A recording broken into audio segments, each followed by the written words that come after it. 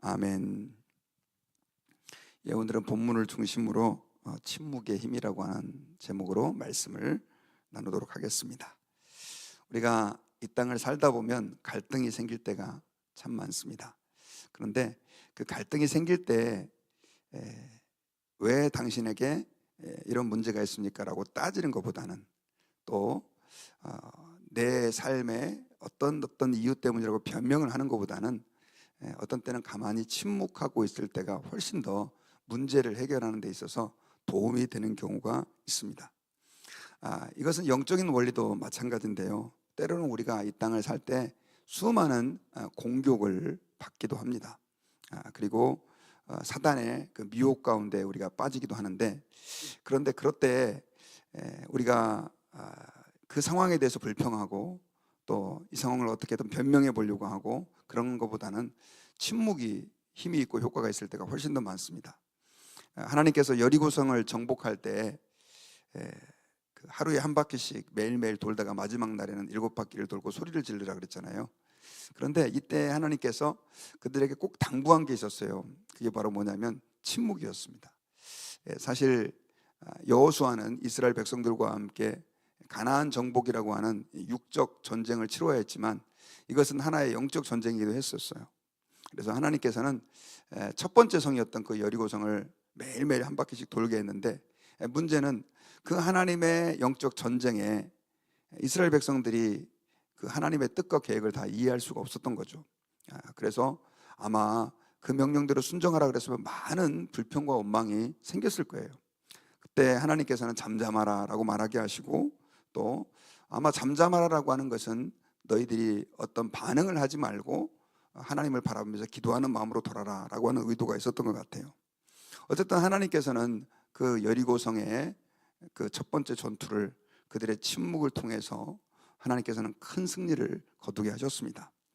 오늘 본문에도 보면 이 랍사게가 이제 어제에 이어서 이 유다 예루살렘을 포위하고 심리전을 계속해서 펼치고 있습니다. 그런데 여러분 아시겠지만 이 심리전이라고 하는 것은 전쟁에 있어서 굉장히 중요한 비중을 차지합니다.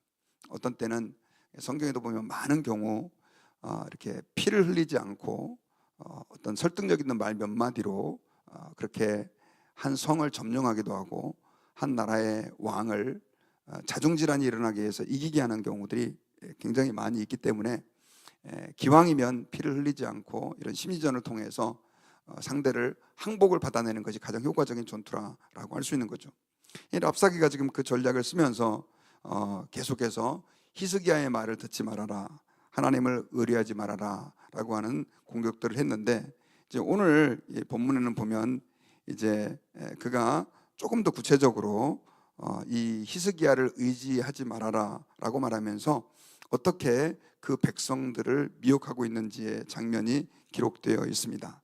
제가 어저께 말씀드렸던 것처럼 먼저 이 랍사게는 그 이스라엘 백성들로 하여금 히스기야의 말을 듣지 말라고 그랬었어요. 히스기야는 철저하게 성경에 구체적으로 나와 있지 않지만 이스라엘 백성들로 하여금 하나님만 의지하도록 그렇게 해서 당부를 했던 것 같아요. 그래서 하나님이 지켜주실 것이다. 특별히 이사야서를 살펴보면 하나님께서는 이사야를 통해서 이 아수르가 결코 예루살렘을 정복하지 못할 것이다 라고 하는 예언을 여러 번 했었습니다.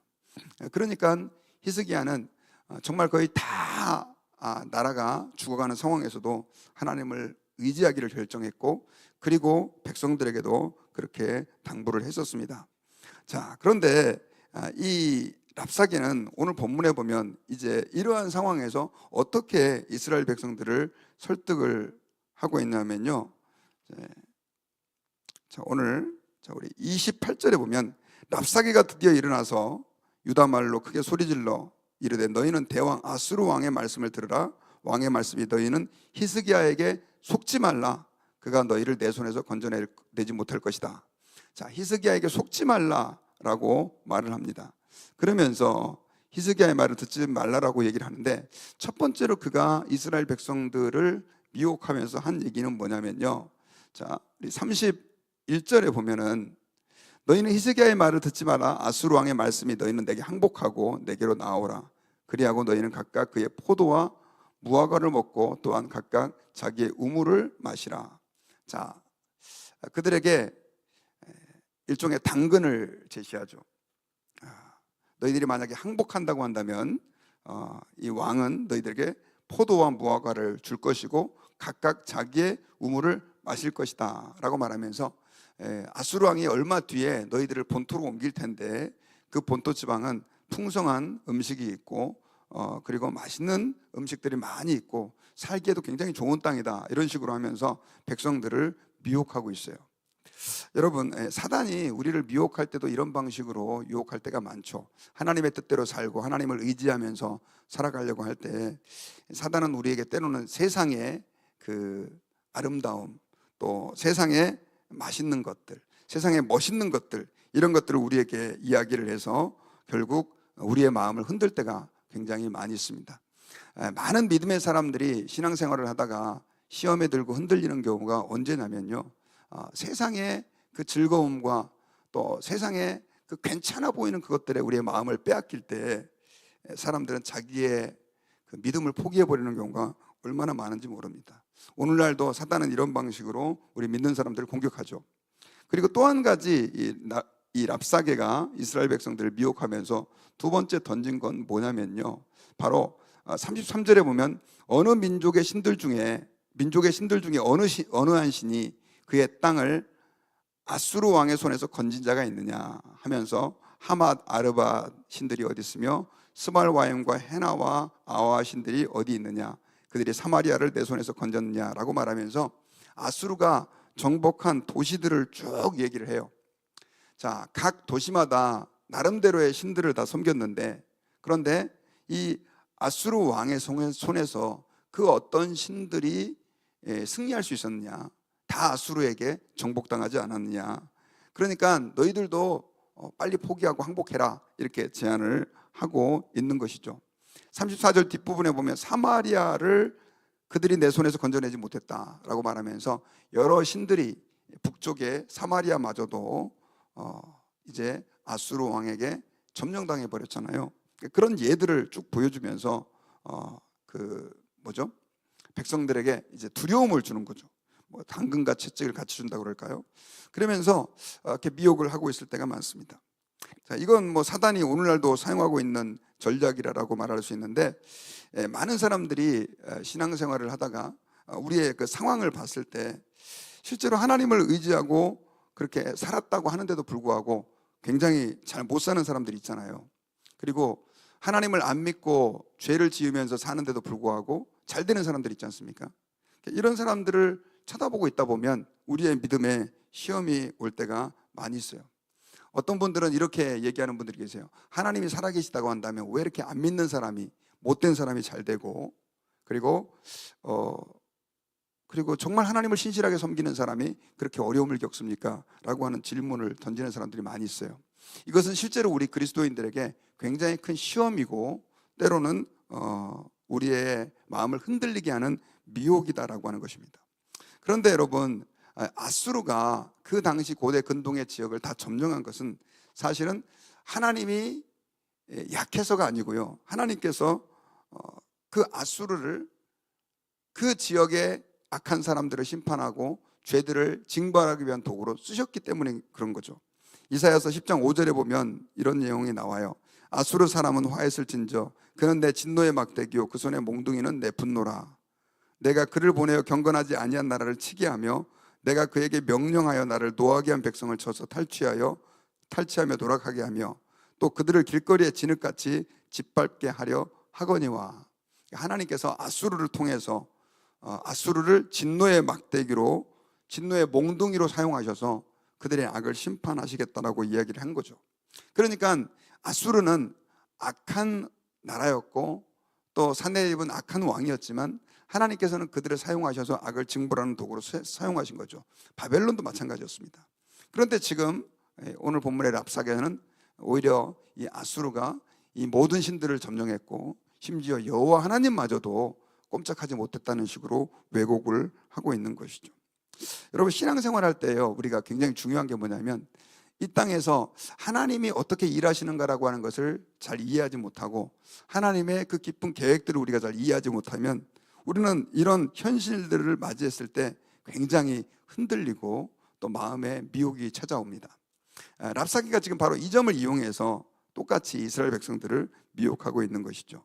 자, 그런데 이런 어떤 미혹에 있어서 사실 랍사기가 진짜 유도했던 것은 아마 뭐 그 군대 장관이라든가 혹은 그 신하들 가운데 어떤 사람이 이 랍사기의 말을 듣고 반란을 일으켜가지고 왕을 제거하고 아수르에게 항복하는 뭐 이런 어떤 그림을 그렸던 것 같아요. 그런데 이런 상황을 히스기야는 예측을 했는지 먼저 오늘 성경에 보면 언제 얘기했는지 시점은 나와 있지 않지만 백성들에게 잠잠해라, 침묵해라라고 당부를 한 것 같아요. 우리 36절을 보면 그러나 백성이 잠잠하고 한마디도 그에게 대답하지 아니하니 이는 왕이 명령하여 대답하지 말라 하였음이라 라고 얘기를 해요. 자, 왕이 이미 랍사기가 와서 혹은 아수르가 와서 어떤 이야기를 한다 할지라도 대답하지 말아라. 대답하지 말라라고 한 것은 침묵이 그 랍사기의 모든 공격에 대해서 가장 효과적이고 그리고 영향력 있는 방어 수단이라고 생각을 했기 때문입니다. 아까 제가 서두에 말씀드렸던 것처럼 우리는 이 땅에 살면서 수많은 미혹당할 때가 있고 또 갈등의 상황에 직면할 때가 있는데 때로는 침묵이 우리에게 엄청난 이익이 될 때가 있습니다. 여러분 아시겠지만 사단이 하와를 미혹할 때 이 선악과가 하나님께서 따먹지 말라고 한 열매였잖아요. 그런데 이걸 갖다가 호기심 때문에 하와가 쳐다보고 있을 때 사단이 그 하와에게 말을 걸죠. 하나님이 이 동산 모든 나무의 실과를 따먹지 말게 하더냐라고 물었을 때 아니 그렇지 않다. 다 먹게 하셨지만 이 나무만 금하게 했다라고 말을 하면서 결국 이 하와가 어떤 얘기를 하냐면 한국말로 보면 이런 표현을 사용하죠. 하나님이 이 모든 나무 동산의 열매는 먹게 했지만 그러나 이 선악과를 따먹으면 죽을지도 모른다 그랬다. 죽을까 하노라 한국엔 이렇게 번역이 됐는데 그러니까 사단이 거기에서 꼬투리를 잡은 거예요. 그래가지고 아니다 그렇지 않다. 하나님이 이걸 따먹지 말게 한 것은 너희들의 눈이 밝아져서 하나님처럼 될까 봐 그런 거다라고 그 하와의 말에 꼬투리를 잡아가지고 결국 그걸로 오히려 더 큰 시험으로 걸고 넘어간 것이죠. 마찬가지입니다 여러분. 사단은 지금도 그런 방식으로 우리 예수 믿는 사람들을 미혹할 때가 많이 있는데 이 히스기야 왕은 이걸 예측을 하고 아예 상종하지 말아라. 또 이 말은 그냥 하나님만 바라보고 잠잠해라. 좀 답답하고 속상하고 열받고 억울하겠지만 기다려라 라고 하는 메시지를 준 것이다 라고 하는 것입니다. 여러분 성경에 보면요 제가 어렸을 때 조금 잘 이해하지 못할 만한 구절들이 몇 개 있었어요. 그게 바로 뭐냐면 이단들이 찾아와 가지고 사람들을 미혹하게 할 때 그들을 어떻게 이겨야 되느냐. 저는 그때만 해도 당시 그 사람들을 논리적으로 반박해서 이겨서 설득해서 그리스도인이 되게 해야 된다라고 하는 생각들을 가진 적이 있었습니다. 저도 어렸을 때 이단의 미혹을 많이 받았었고요. 그리고 이 이단에 빠질 뻔도 했었습니다. 그래가지고 그 상황을 너무나 잘 알고 있었기 때문에 가끔씩 이단들을 보면 막 마음에 열정이 불타올라요. 그래서 예전에 한 번은 그 여호와 증인들이 저희 집에 찾아왔더라고요. 한국에 있을 때. 그래가지고 저희 집에 들어오라 그랬습니다. 제가 그때 한참 신학교 다니고 있을 때인데 들어오라 그래가지고 2명이 오셨는데 와가지고 이제 막 한번 얘기해보라고 그래가지고 이제 그분들을 데리고 이제 엄청 얘기를 했어요. 그래가지고 한 2시간인가를 얘기를 했던 것 같아요. 그래 뭐 이제 성경 원문까지 찾아가면서 당신들의 성경 해석이 잘못됐고 그때 20대 신학 공부할 때 얼마나 제가 열정적이었는지 모릅니다. 그래가지고 막 했는데 결국은 이 사람이 안 되니까 좀 기다려보라 그러더니 또 저 위에 더 높은 사람을 또 불러와요. 그래가지고 또 설전을 벌이고 그렇게 해서 제가 몇 번 정도 해봤습니다. 또 길에서는 한 번을 또 만나가지고 여호와 증인을 설득을 해보려고 했는데 잘 안 되더라고요. 이 사람들은 설득될 준비가 되어 있지 않아요. 그래서 제가 그때 느낀 게 뭐냐면 성경 말씀대로 하는 게 맞구나. 디도서 3장 10절에서 11절에서는 이렇게 얘기를 하고 있어요. 이단들에 대해서 한두 번 훈계한 후에 듣지 않거든 멀리해라. 이게 성경적인 가르침인 거죠. 로마서 16장 17절에서도요. 배운 교훈을 거스려 분쟁을 일으키고 거치는 일을 만드는 자들을 살피고 그들에게서 떠나가라. 요한이서 1장 10절 11절에서도요. 누구든지 이 교훈을 가지지 않고 너에게 나아가거든 그를 집에 들이지도 말고 인사도 하지 말라. 그에게 인사하는 자는 그 악한 일에 참여하는 자입니다. 그렇게 사랑을 많이 강조했던 하나님의 말씀이 어떤 때는요. 이 교훈을 가지지 않고 다른 교훈을 가진 사람들, 이단자들에 대해서는 인사도 하지 말고 아예 상종을 하지 말아라 이렇게 얘기를 하고 있는 거죠. 자, 하나님께서 너 열심히 가서 준비해 가지고 그 사람들 설득시켜라 라고 말씀하지 않고 그냥 조용히 끊어라 라고 얘기를 하고 있는 거죠. 자, 이 말은 뭐냐면 그것이 우리에게 힘이 되고 말 그대로 우리를 보호하는 하나의 장치이기도 되기 때문에 그렇습니다. 그리고 우리는 이 땅을 살 때 항상 이기는 싸움이라고 하는 것이 내가 그 사람에 대해서 변명하고 때로는 그 사람을 논리적으로 제압한다고 해서 되는 게 아니라 어떨 때는 조용히 침묵하면서 그냥 기다리면서 하나님의 뜻을 바라보고 그렇게 참는 것이 어떤 때는 유익할 때가 많이 있다는 것이죠. 가정에서 부부끼리 갈등을 생길 때 뭐 그런 얘기 많이 하잖아요. 한경진 목사님이 처음에 결혼을 했을 때 그 성자라고 소문난 분인데도 불구하고 이런 얘기를 했대요. 와이프하고 여보 우리 서로 다툼이 생기면 먼저 아무나 먼저 생각나는 사람이 밖으로 나가서 한 30분 이렇게 돌다 옵시다 이렇게 약속을 했다는 거예요. 그러면서 이분이 나중에 그랬다는 거예요. 자기가 셀 수 없이 만큼 많이 밖에서 이렇게 돌아다니다가 왔다고 이렇게 얘기를 하시는 간증을 들은 적이 있습니다. 여러분 부부싸움 할 때 네가 잘했네 내가 잘했네 하다 보면 결국 감정이 상하고 감정이 상하다 보면 더 큰 상처를 주고 더 큰 문제를 만들어낼 때가 있죠. 그때는 침묵하고 피하는 것이 그냥 침묵할 수 없다면 피하는 것이 훨씬 더 유익한 거죠. 직장에서도 마찬가지고 교회 안에서도 갈등이 생길 때가 있어요. 그래서 저는 약간 따져야 되는 스타일이고 제 성격 자체가 참 못 기다리는 성격인데 그런데 어떤 때는 그것이 더 큰 문제를 만들어내는 경우가 제 지나간 시간들 속에서 많이 있었어요. 때로는 우리가 침묵하고 기다리면서 좀 억울하고 속상하지만 하나님께 맡기고 그렇게 정직하게 하나님의 역사하심을 이렇게 기다리는 것도 굉장히 우리에게 유익한 문제 해결의 방식이 될 수 있다는 사실을 우리는 기억해야 합니다. 저는 이제 말씀의 결론을 맺겠습니다. 오늘 본문에 나오는 그 랍사게의 그 유다 백성들을 향한 그 심리전 계속되고 있는 부분인데요. 거기에서 그는 이스라엘 백성들로 하여금 그 유다 백성들로 하여금 말 그대로 당근과 채찍 그리고 또 비교 이런 여러 가지 방식을 통해서 그들을 흔들려고 했었습니다.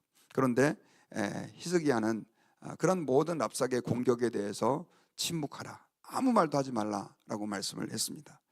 우리가 이 땅을 살면서 우리는 많은 문제에 또 갈등에 휩싸일 때가 있는데 그때 여러 가지 많은 말을 내기보다는 하나님 앞에 침묵하면서 기도하면서 주님의 뜻을 기다릴 때 그것이 문제 해결의 열쇠가 될 수 있다고 하는 사실을 기억하고 저와 여러분들이 하나님 앞에서 때로는 침묵하는 은혜가 있기를 주의 이름으로 축원합니다. 기도하겠습니다. 하나님 감사합니다. 오늘 말씀을 통해서